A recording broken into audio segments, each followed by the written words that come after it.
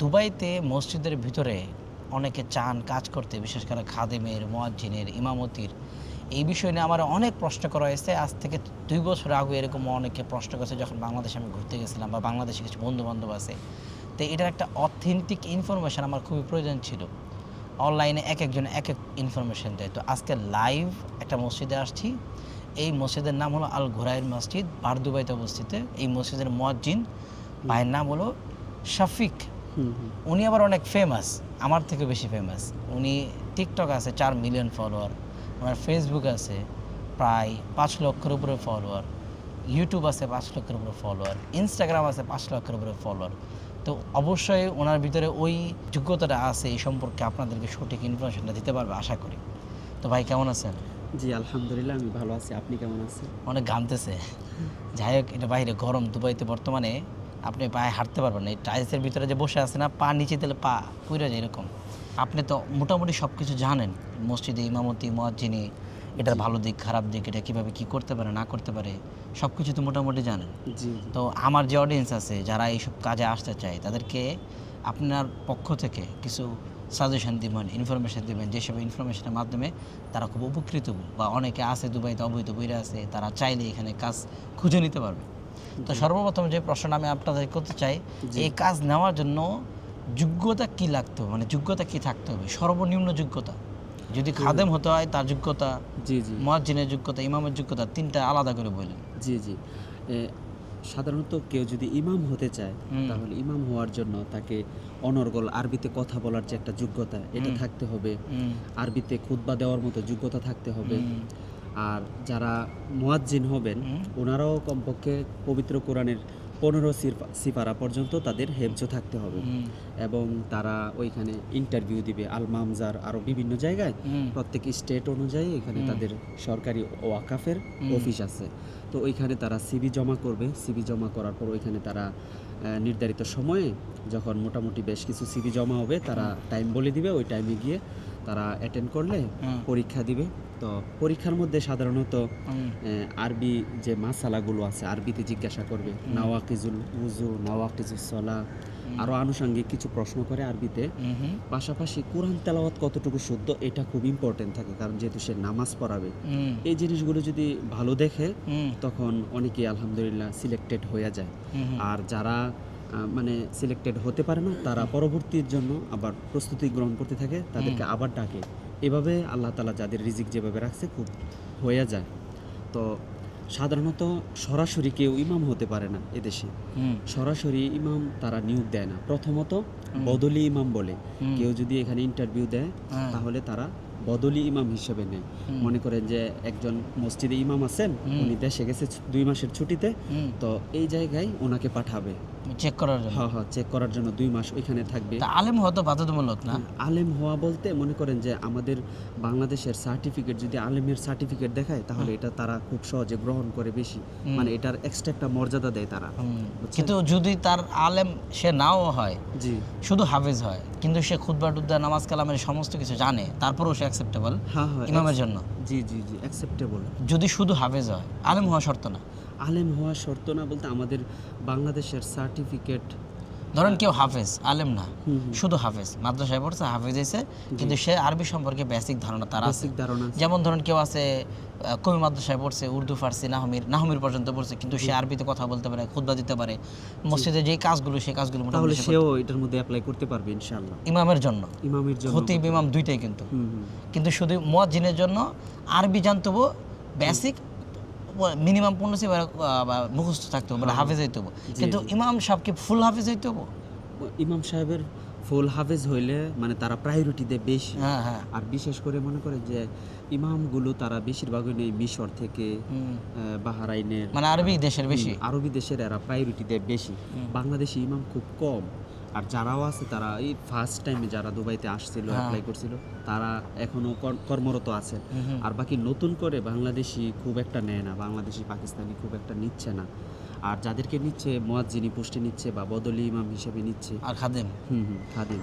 তো অনেক দিন পর্যন্ত বদলি ইমাম হওয়ার পরে তখন তারা যদি দেখে যে না এই লোকটা মানে এক্সপিরিয়েন্স ভালো আছে, তখন তারে পার্মানেন্টলি ইমাম হিসাবে নিয়ে নেয়।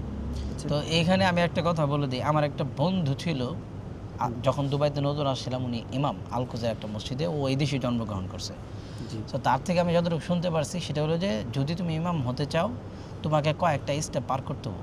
অবশ্যই উনি বলছে, তারপরে আমি বলে দিই, আপনি যদি কাজ খুঁজে পেতে চান, আপনি indeed.com, দুবাইয়ের যত অ্যাপ্লিকেশন আছে কাজ খুঁজে পাওয়ার জন্য, স্পেশালি তার ভিতরে সহজ হলো ইনডিড, এই অ্যাপ্লিকেশন আছে, দুবাই জব, মাই দুবাই জব, তারপর আপনি ইসলামিক অ্যাফেয়ার্স, দুবাইয়ের যে ইসলামিক অ্যাফেয়ার্স এটার ওয়েবসাইট আছে, সেখানে যাবেন, সেখানে অ্যাবাউটসে যাবেন, কেরিয়ার অপশনে যাবেন।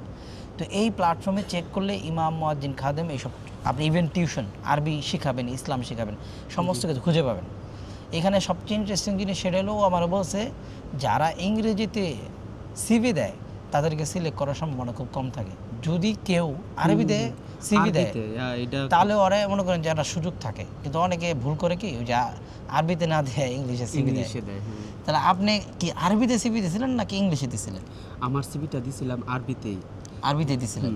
এখানে আসার পর আমি ইমাম সাহেবের সাথে কথা বলছি, আমাদের এই ইমাম, পরে উনি আমাকে হেল্প করছে আর কি, আলহামদুলিল্লাহ। উনি আমাদের মসজিদের ইমাম মিশরের, তো তিনি আমাকে হেল্প করছে এবং ওনার কাছে আমি পবিত্র কোরআন পুরাটা শোনাইছি, বুঝছেন, একদম সূরা বাকারা থেকে সূরা নাস আপনি পর্যন্ত। কি বাংলাদেশে হাফেজ ছিলেন? জি জি, আলহামদুলিল্লাহ, আমি কোথায়? বাংলাদেশ থেকে পবিত্র কোরআনের হাফেজ, কোন মাদ্রাসায় নরসিংদী জেলা একটি বিখ্যাত কওমি মাদ্রাসায় পড়াশোনা করছি। বাড়ি কি নরসিংদীতে? জি জি, আমাদের বাড়ি নরসিংদী। মাদ্রাসার নাম কি ছিল নরসিংদী? মাদ্রাসার নাম শেরপুর মাদ্রাসা। শেরপুর মাদ্রাসা? জামিয়া ফারুকিয়া শেরপুর মাদ্রাসা। আমার বাড়ি শেরপুর, ওর মাদ্রাসার নাম শেরপুর। আচ্ছা, যাই হোক, আজীব, আমি প্রথম এরকম কোনো নাম শুনলাম। জি। তো নরসিংদীর মানুষ দেখেন আপনাদের সন্তান কত সুন্দর কাজ করতেছে এবং কত সুন্দর ভিডিও বানায়, যেসব বিষয়ে ভিডিও বানায় ইসলামের খেদমত করে, যেসব খেদমত সে করতেছে। বর্তমান যুগে এইসব খেদমত মানুষ সহজে করতে চায় না, মানুষকে শেখায় কীভাবে নামাজ পড়তে হবে, বিভিন্ন ধরনের জিনিস। ওর ভিডিওগুলো দেখবেন তাহলে বুঝতে পারবেন। আচ্ছা, আরেকটা প্রশ্ন আছে আমার, এই যে কাজ যারা করে এখানে ভালো দিক বা খারাপ দিকটা কি? যে এটা ভালো দিক, এটা খারাপ দিক? আলহামদুলিল্লাহ, যারা মসজিদে জব করে, হ্যাঁ, খেদমত করে, এদের অনেক সম্মান। কারণ এখানে যারা আসে আলহামদুলিল্লাহ নামাজ পড়তে, প্রত্যেকেই সম্মানের সাথে সালাম দেয়, কথাবার্তা বলে। কারণ মসজিদে আসে মানুষ আল্লাহর সাথে সম্পর্ক করার জন্য, আর এই মসজিদের সাথে যারা খেদমতে লেগে আছে তাদেরকে মানুষ মন থেকে ভালোবাসে। মানে এখানে থাকাটা এমনিতেও তো দুবাই আলহামদুলিল্লাহ সেফ কান্ট্রি, আবার পাশাপাশি মানুষের আন্তরিকতা, মহব্বত, সব সম্মানটা পাওয়া যায় প্রপার। অনেক অনেক। আমাদের দেশে তো অনেক সময় দেখা যায় ইমাম সাহেবদের তেমন গুরুত্ব দেওয়া হয় না, কমিটির জালে পড়ে যায়। জালে পড়ে যায়। কিন্তু এখানে কমিটি নাই, এখানে কমিটি নাই, এখানে কি সরকার মানে গভর্নমেন্ট থেকে সবকিছু সিলেক্ট করে দিচ্ছে এবং যথেষ্ট পরিমাণ তাদেরকে স্যালারি দেওয়া হইতেছে। একজন ইমামকে 7,000 10,000 পর্যন্ত। এই মসজিদের ইমাম সাহেবের বেতন কত? এটা হুজুরে আমার কাছে এখনো মানে ক্লিয়ারলি বলা, তারপরও মিনিমাম 7-8 হাজার দিরহাম, 7-8 হাজার দিরহাম বাংলাদেশি টাকায়, তারপরও 2.5 লাখ টাকা। 2.5 লাখ টাকা। এমনি থাকা খাওয়া সব ফ্রি। থাকা খাওয়া কি আলিশান বাড়ি এদের, আলহামদুলিল্লাহ, গ্যাস, ইলেকট্রিসিটি সব ফ্রি সরকারিভাবে। এরপরে তাদের জন্য বোনাসও আছে। বোনাস তো আছে আলহামদুলিল্লাহ। বাচ্চারা যদি লেখাপড়া করে সেটাও ফ্রি। হ্যাঁ, এবং সরকারি চাকরি যারা করে মসজিদে, এদের সন্তানদের জন্য সরকার এক্সট্রা প্রায়োরিটি দেয় টাকা পয়সার ক্ষেত্রে। একদম সম্পূর্ণ ফ্রি দেয় না, তবে এদের জন্য ডিসকাউন্ট থাকে লেখাপড়ার খরচের ক্ষেত্রে, সব দিক দিয়া। গাড়িও দেয় গভর্নমেন্ট থেকে? গভর্নমেন্ট থেকেও গাড়ি দেয়। আমার ইমাম সাহেবের প্রথম গাড়িটা এটা সরকারিভাবে দিছে, পরবর্তীতে উনি একটা গাড়ি কিনছে। মুয়াজ্জিনের ক্ষেত্রে কি? মুয়াজ্জিনের বেতন নরমালি কেমন হয়ে থাকে? মুয়াজ্জিন সাহেবদের বেতন সাধারণত 3,000-3,200 এরকম হয়ে থাকে। আর এমনি বোনাস কি কোন সময়? ঈদের সময় বোনাস দেয়, রোজা, ঈদ, জুমা, কোনো বোনাস আছে এমনি? হ্যাঁ, এটা সরকারি আইন অনুযায়ী যে যতটুকু বোনাস পাওয়ার তারা পায়। প্রত্যেকটা মসজিদের মুয়াজ্জিন ইমামের জন্য আলাদা বোনাস আছে। তো এভারেজ বলতে পারি বাংলাদেশি টাকায় 1.5 লাখ টাকা কামাই আছে সব মিলে। এমনি মসজিদে চাকরি করে, এখানে হাদিয়া মধ্যে আবার বাংলাদেশে যেরকম একটা পানি পড়া নিলে হাদিয়া দেয়, আর বিভিন্ন ধরনের, এখানে ওইসব নাই, দাওয়াত বা হাদিয়া নাই, দাওয়াত একেবারেই কম। মানে বাংলাদেশের কালচারের মধ্যে এখানে দাওয়াত পাওয়া যায় না। না, বাংলাদেশে তো আলহামদুলিল্লাহ হুজুরদের প্রতি মানে দাওয়াতের দিক দিয়ে একটা আন্তরিকতা থাকে, কিন্তু এই দেশে এইগুলি সাধারণত আমি দেখি না, খুব কম। আমিও হুজুরের সাথে 2-3 বার মনে দাওয়াত খাইছি 4 বছরের ভিতরে, 2 থেকে 3 বার হইব। একবার রেস্টুরেন্টে, আরেকবার গেছিলাম এক আঙ্কেলের বাসায়, এরকম আর কি। আর যদি মানে মসজিদের ভিতরে কারো কোনো ইচ্ছা থাকলে মসজিদের ভিতরে খাবার দিয়ে যায়। হ্যাঁ, এখানে আলহামদুলিল্লাহ প্রত্যেক দিন খাবার আসে, বিরিয়ানি আসে, পানি আসে, লেবান আপ আসে, জুস আসে, সব আসে। হ্যাঁ, কন্টিনিউ মানুষ খাইতেছে। তো খারাপ দিকটা কি এটা বলবেন না? খারাপ দিক বলতে আসলে ভালো মন্দ সব কিছু মিলিয়েই, তবে আমি খারাপ দিক দেখি না, একবারে কম আলহামদুলিল্লাহ। কিন্তু খাদেম যারা তাদের বেতন তো খুব বেশি হয় না। খাদেম যারা এদেরকে মূলত যে সাপ্লাই কোম্পানিতে দিয়ে দিচ্ছে, বুঝছেন?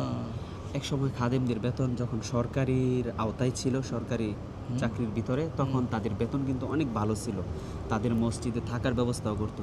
কিন্তু পরবর্তীতে বিভিন্ন সাপ্লাই কোম্পানি তাদের সরকারের কাছ থেকে এই কন্ট্রাক্ট নিয়ে নিছে, যার ফলে এই সাপ্লাই কোম্পানি তারা কি করতেছে, তাদেরকে 1950 এরকম বেতন দিতেছে, বাকি এদেরকে ক্যাম্পে নিয়ে যাচ্ছে দিন শেষে, আবার সকালবেলা 9টায় দেওয়া যাইতেছে, এশার পরে নিয়ে যাইতেছে, ক্যাম্পে থাকতেছে।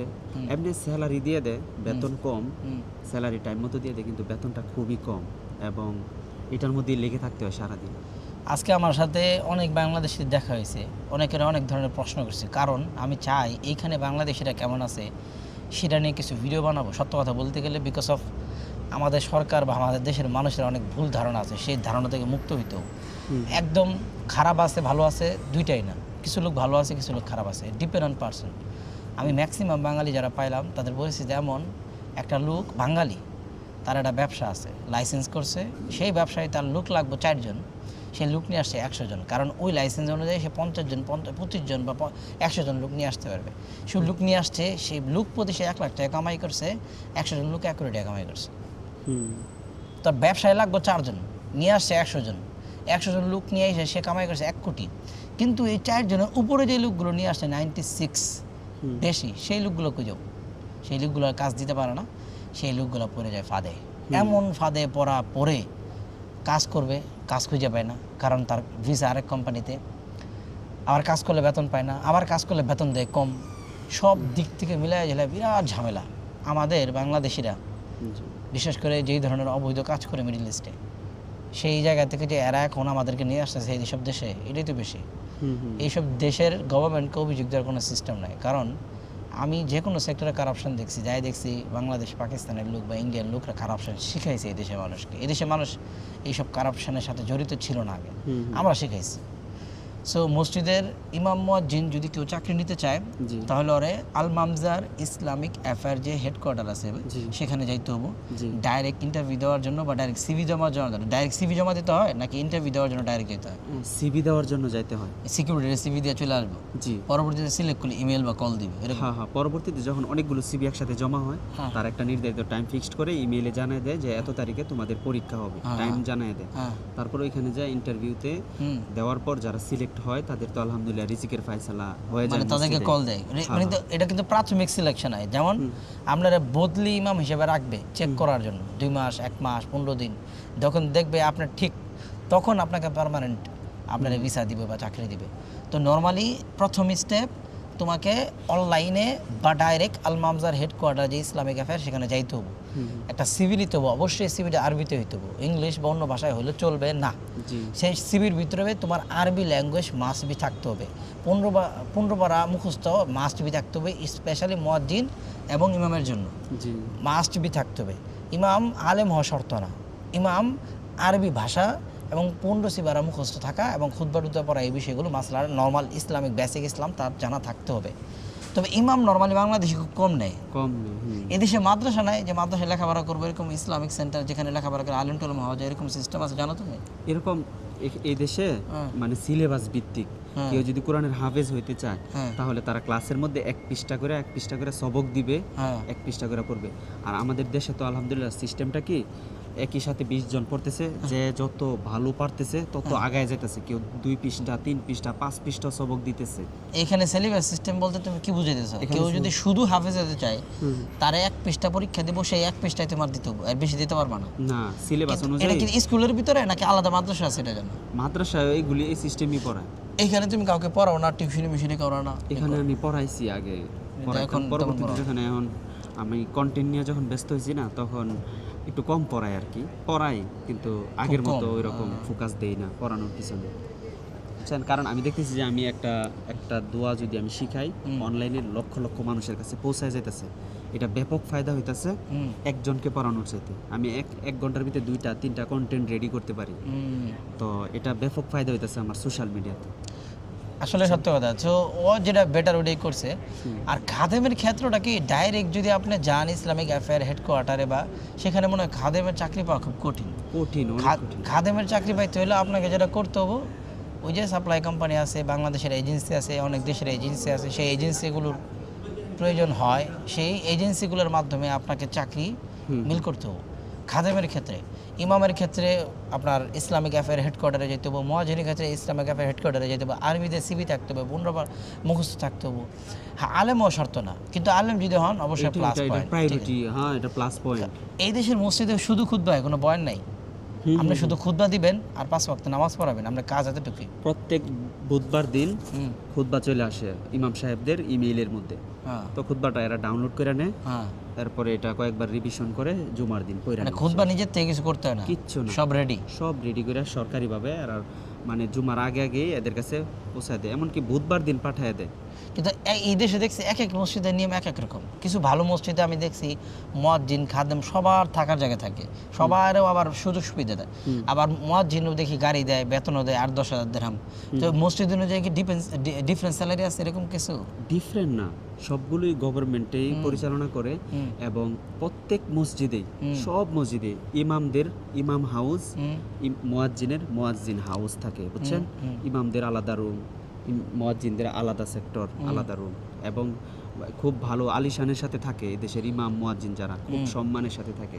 এবং প্রত্যেকটা মসজিদেই লেডিস প্রেয়ার হল, যেটা উইমেন প্রেয়ার হল, এটাও থাকে। দুবাইতে এটা কিন্তু একটা ভালো দিক, মানে প্রত্যেকটা মসজিদেই পাশে থাকে মহিলাদের জন্য নামাজের ব্যবস্থা। মহিলাদের ওয়াশরুমও থাকে? হ্যাঁ, মহিলা কোনো ক্লিনার বা মহিলা কেউ হেল্প করার জন্য থাকে না? বড় মসজিদগুলোতে মহিলা এক্সট্রা একজন থাকে, আর ছোট মসজিদগুলোতে দেখা যায় একজনই পরিচালনা করে পুরাটা। আচ্ছা, তাই আমার আরেকটা প্রশ্ন আছে, সেটা হলো এই যে 4 বছর ধরে এই মসজিদের ভিতরে আছেন, এই জায়গায় সবচেয়ে বেশি যে সমস্যাটা ফেস করছেন সেই সমস্যাটা কি? এই জায়গায় কাজের চাপ বেশি এরকম কিছু? কাজের চাপ বলতে আপনার কাজ তো এটা নিজের কাছে, যখন আমি ফার্স্টে ছিলাম, যখন নতুন আসছি, তখন কাজের ভাও বুঝতাম না। তখন আমার কাজ করতে লেগে যাইতো প্রায় 3 ঘন্টার উপরে, বুঝছেন? আমি 8:30 বাজে কাজে লাগলে 12টায় কাজ শেষ হইতো না। আর এখন আমি 9টায় কাজে লাগলে আমি মাঝখানটা 10টা থেকে 11টা পর্যন্ত ব্রেক দিতে পারি 1 ঘন্টা, আবার 11টা থেকে 12টা পর্যন্ত 2 ঘন্টা কাজ করলে আমার টোটাল কাজ শেষ। এই গরমের মধ্যে এটা অসুবিধা হয়, গরমটাতে একটু কষ্ট হয়। তো যাই হোক, শফিক ভাইয়ের সাথে একটা ছোট্টখাটো ইন্টারভিউ করলাম, তারপরে 18 মিনিট হয়ে গেছে। অ্যান্ড ওনার অলরেডি যে কন্টেন্ট উনি বানায় সেই জায়গায় উনি অনেক পরিচিত। আমার ওনার নিয়ে বেশি কিছু বলার নেই। আমার উনি মেসেজ দিয়েছে আমার সাথে দেখা করবো, আমি কে এত ফেমাস মানুষ আমার দেখা করবো, দেখা করি দেখি কী বলে, কিছু বলা নাই, শুধু এমনি দেখা করছে। তা আমি চিন্তা করলাম তাহলে আপনার সাথে একটা ইন্টারভিউ নেই এই মসজিদ মুয়াজ্জিন খাদেমের এইসব সম্পর্কে, ইনফরমেশন সম্পর্কে, এই যে এই দেশের মসজিদ সম্পর্কে। আর শফিক ভাই, আপনি কিছু বলবেন নাকি? বলতে পারেন আপনার মন থেকে যদি কিছু বলার থাকে। এটাই মানে আমার মানে একটা কষ্ট হলো যে বাংলাদেশের ভিসাগুলো বন্ধ, বুঝছেন? যার কারণে আমার অনেক ভাই আছেন যাদের যোগ্যতা আছে, আরবিতে কথা বলতে পারে, আরবিতে চাইলে এখানে অ্যাপ্লাই করে মুয়াজ্জিন ইমাম হইতে পারতো, বাট এই সুযোগটা বন্ধ কারণ আমাদের বাংলাদেশিদের ভিসা বন্ধ। এবং যারা এখানে আছে তারাও পারতেছে না কারণ ট্রান্সফার ভিসা বন্ধ। সব দিক থেকে আমরা বিপদে আছি, থেকে আমরা মানে একদম বিপদের মধ্যে পড়ে গেছি। বাংলাদেশিরা কি ধরনের মানে কি লেভেলের বিপদ আছে দেখেন, আপনি সলিউশন খুঁজবেন, আর যেই সলিউশন আপনার সামনে আসে, বাংলাদেশি হওয়ার কারণে আপনার কাছে সলিউশন নাই। আপনি এই দেশে আছেন, আপনি একটা কোম্পানিতে ভিসা লাগাইবেন, কোম্পানি ভালো বড় কোম্পানি, ভিসা লাগছে আগে, আপনি গেছেন ভিসা এখন লাগে না। প্রবলেম কি? সিকিউরিটি রিজন, মানে আপনি জানেন না, এজেন্সি জানে না, গভর্নমেন্ট জানে না, জি, আপনি পড়ছেন বিপদে, সলিউশন কেউ জানে না, সিকিউরিটি প্রবলেম। তারপর আসেন এমনি আপনি এই দেশে 10 বছর কাজ করছেন যে কোনো একটা জায়গায়, ভালো অভিজ্ঞতা, এক কোম্পানি গেছেন, কোম্পানি আপনি সিলেক্ট করছে, ভিসা লাগাইছে, ভিসা লাগে না, রিজেক্ট। জি, আপনি গেছেন, প্রশ্ন করছেন কেন, উত্তর নাই। আপনি বাংলাদেশের গভর্নমেন্টে বলবেন, উত্তর নাই। আপনি ভিসা ট্রান্সফার করবেন, আপনি কোম্পানিতে আছেন, ওই কোম্পানিতে আপনি ভিসা লাগাবেন, তাও লাগতেছে না। আপনি ভিসা ওই কোম্পানির থেকে বাইরে আরও ভালো কোম্পানিতে যাবেন, ভিসা ট্রান্সফার হইতেছে না। বাংলাদেশ থেকে আসবেন, সেটাও পারতেছেন না। আর এখন বর্তমানে অনেকে বলতেছে ভিসা লাগতেছে, এটা না, যদি ভিসা লাগে আমি ভিডিও বানাবো। ভিসা বর্তমান সময়ে 100, মানে ওই ওয়ার্ক পারমিট তো ভুলেও কিছু হইতেছে না। ট্যুরিস্ট ভিসা আপনি অ্যাপ্লাই করতে পারতেছেন ডাইরেক্ট অনলাইনে, কান্ট্রি সেই অপশনটা শো করতেছে। সেইটাই আপনি শুধু ট্যুরিস্ট ভিসায় অ্যাপ্লাই করতে পারছেন 5 বছর 2 বছর মানে যাই হোক। সেই ট্যুরিস্ট ভিসা ওয়ার্ক পারমিট না, কিন্তু আপনি অনেকে কনফিউজ হয়ে গেছে ভিসা খোলা মানে কি, ওয়ার্ক না, ভিসা খোলা মানে ট্যুরিস্ট ভিসা খোলা, সেটা আপনি অ্যাপ্লাই করতে পারতেছেন। এখন শুনতেছি 100-র ভিতরে 99% মিলে রিজেকশন আসতেছে। ট্যুরিস্ট ভিসা, ওয়ার্ক পারমিট না। বাংলাদেশে ম্যাক্সিমাম যারা কনসার্ন এই বিষয়ে নিয়ে ম্যাক্সিমাম লোক এই দেশে কাজের ভিসা আসতে চান। কাজের ভিসা বাংলাদেশিদের জন্য বন্ধ, ফিনিশ। যখন খুলবো তখন আমি বলবো। শফিক ভাই, আপনার সাথে দেখা করে ভালো লাগলো, এবং আরও বেশি বেশি খেদমত করেন, আমাদের জন্য আরও বেশি বেশি দোয়া করবেন যাতে আমরা বাংলাদেশিরা বা আমি স্পেশালি ভালো গ্রো করি। এবং শফিক ভাই যারা অডিয়েন্স আছেন, ওনার ভিডিও আরও বেশি বেশি দেখবেন। উনি ফেসবুকে, ইউটিউবে এবং সব জায়গায় ভিডিও ছাড়ে, ওনার ভিডিও দেখবেন, ইসলাম সম্পর্কে অনেক কিছু জানতে পারবেন। এই সময় এই যুগে এসে ইসলাম সম্পর্কে মানুষ খুব কম ভিডিও বানায় এবং সঠিক ইনফরমেশনটা দেওয়ার চেষ্টা করে, এবং সবাই সাপোর্ট করবেন ভিডিও বেশি ইনশাল্লাহ।